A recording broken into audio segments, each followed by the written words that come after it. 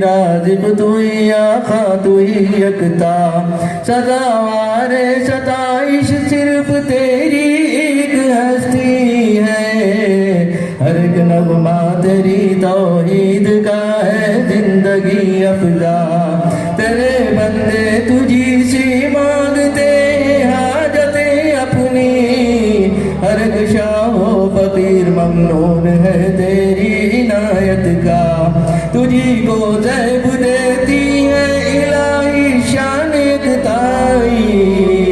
فضا کا ایک ایک ذرہ ہے شاہد تیری وحدت کا تو ہی اول تو ہی آخر تو ہی ظاہر تو ہی باطن ہر ایک مخلوق ہے محتاج تو حاجت روا سب کا الہی ہمارے گناہوں کو معاف فرما ہماری لفظوں اور کوتاہیوں کو درگزر فرما مولا ہم پر رحم کا کرم کا فضل کا معاملہ فرما مولا خاص طور سے آج کی اس محفل کو قبول فرما اے اللہ اس محفل میں اے اللہ تیرے بندوں اور بندیوں کا جو نکاح ہوا ہے تیرے نبی صلی اللہ علیہ وسلم کی سنت کو انجام دینے کے لیے اے اللہ اس سنت کی خیر و خوبی ان سب کو نصیب فرما اے اللہ ایک دوسرے کے حقوق ادا کرتے ہوئے زندگی گزارنے کی توفیق عطا فرما اے اللہ ایک دوسرے کے دلوں میں الفت محبتیں پیدا فرما دے مولا ہر قسم کے لڑائی سے جھگڑے سے فتنے فساد سے اے اللہ ان سب کی بھرپور حفاظت فرما اے اللہ ان جوڑوں سے اے اللہ نیک اولاد کا سلسلہ جاری فرما مولا ہر قسم کی وبا سے بلا سے شر سے بیماری سے جادو کے اثرات سے نظر بد سے اے اللہ ان جوڑوں کی بھرپور حفاظت فرما مولا اس محفل میں جتنے بھی احباب جمع ہوئے ہیں خاص طور سے ان کے سرپرستوں میں سے والدین میں سے عزیز و اقارب رشتہ داروں میں سے مولا ان سب کی دعاؤں کو ان جوڑوں کے حق میں قبول فرما سبحان ربک رب العزت عما یصفون وسلام علی المرسلین والحمد للہ رب العالمین سمجھ میں نہیں آتا یہ ہلدی کیا ہے چور ہلدی کیا ہے مہندی بھی ہے نا ہاں مہندی کی رسم ایک نیا عذاب اترا ہے جنگریلا نلپاڑ شیش محل پیلس فلاں اس کا فوٹوگرافر خیر یہاں یوٹیوبرس ہیں برا تو نہیں مانیں گے میں آپ کے لیے نہیں بول رہا ہوں یہ جو فوٹوگرافرس ہوتے ہیں ان کی خدمت دیکھیں آپ نوشہ دیکھنے سے پہلے دلہن کو فوٹوگرافر دیکھتا ہے ذرا گھونگھٹ اٹھاؤ نا ذرا چہرہ ایسا کرو نا ذرا مسکراؤ نا کیا عذاب ہے یہ جس کے لیے بیوی حلال ہو گئی وہ نہیں دیکھ رہا ہے ماشاءاللہ فوٹوگرافر انجوائے کر رہا ہے ایسا کھڑا ہو یوں سر کو بتاؤ مہندی بتاؤ ہاتھ بتاؤ کیا کیا دیکھنا ہے آپ کو ان تمام چونچلوں سے باہر نکلے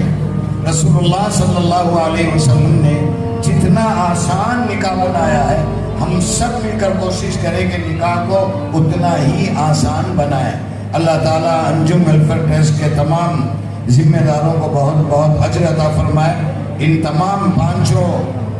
دولہا دلہن کی زندگی میں اللہ خوب برکت عطا فرمائے اللہ آمین بھی نہیں بولتے کیا تھی کنجوس آگی کے ذرا زور سے بولو اللہ تعالیٰ ان کی زندگی میں برکتوں کے خوب خوب فیصلے فرمائے میں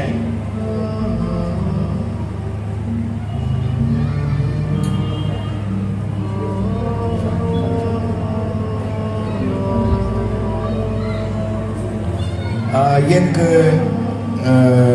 اعلان کرنے کے لیے بول رہا میں سمجھا تھا چندہ کر کے یہ کر رہے ہیں انجم ویلفیئر ٹرسٹ کے جتنے دوست احباب ہیں یہ آپس میں ڈال کر نکاح کر رہے ہیں باہر کوئی چندہ نہیں ہوا ہے میرا اندازہ ہے مسکن سب تو خاموش نہیں رہیں گے نہیں اب تو دبئی میں مسقط میں قطر میں سب ان کا بزنس چل رہا ہے مثلاً اللہ خوب آپ کو نوازے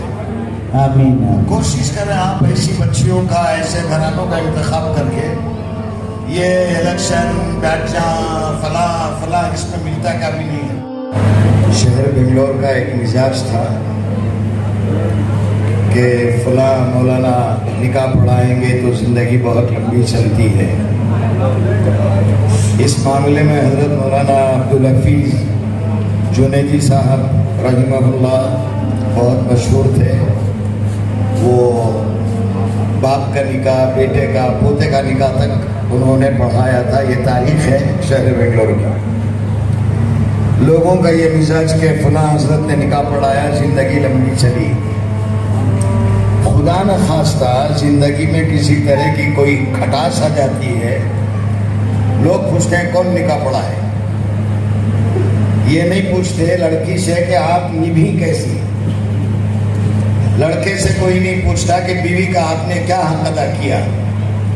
دکان کی اوپننگ ہوئی، دکان ترقی کر لی اور فلاں حضرت کی دعا ہوئی، ماشاءاللہ میں کروڑ پتی بن گیا. اپنی بے وقوفی سے فٹ پاتھ پر آتا ہے، نہیں وہ حضرت کی دعا برابر نہیں تھی. تو اس لیے میں نکاح پڑھانے سے بہت گھبراتا. ان دنوں تو بہت گھبراتا ہوں، اس لیے کہ شہر بنگلور والوں نے بہت کچھ نوازا مجھے. میں اس کا احسان ادا نہیں کر پا رہا ہوں. سمجھ رہے نا ہم کیا بول سکتے. یہ ہمارے شہر کا مزاج بھی ہے. بہرحال جس نوشا کا میں نکاح پڑھانے جا رہا ہوں آپ کے چہرے پر ماشاءاللہ داڑھی بھی ہے. ہماری لاج رکھ لیجئے کم از کم میری، جن سے آپ کا نکاح ہو رہا ہے. ہر قدم پر اللہ سے ڈر کر آپ کی دلہن کا کیا حق ہے اسے اپنے علماء سے معلوم کریں، آپ کے علاقے کے امام صاحب سے معلوم کریں، یا آپ اردو، ہندی، کنڑا، انگلش پڑھتے ہیں تو کتاب لیں کہ بیوی کا کیا حق ہے. عموماً یہ زندگیوں میں جو دراڑیں آتی ہیں اس کی ایک ہی وجہ ہوتی ہے، بیچارے نوشا کو اس کا علم نہیں ہوتا کہ ماں کو کون سی بات کہنا ہے اور بیوی کو کیا کہنا ہے. بیوی کی بات ماں تک پہنچا دیتے ہیں اور ماں کی بات بیوی تک پہنچا دیتے ہیں. اس کا نتیجہ یہ ہوتا ہے بہو اور ساس میں اختلافات چلتے ہیں. نوشا اپنی جگہ آرام سے رہتا ہے کچھ دن کے لیے. اس کے بعد جب دونوں مل کر پیستے ہیں دلہن اور ماں، وہ اس کی حالت تو چٹنی سے بھی بدتر ہو جاتی ہے. اس طرح اپنی زندگی نہ بنائیں. بہت ہوشیاری کے ساتھ یہ جو نکاح ہے یہ زنا سے بچنے کا بہت پیارا طریقہ اللہ رب العزت نے اپنے حبیب پاک کے صدقے میں اس امت کو دیا ہے.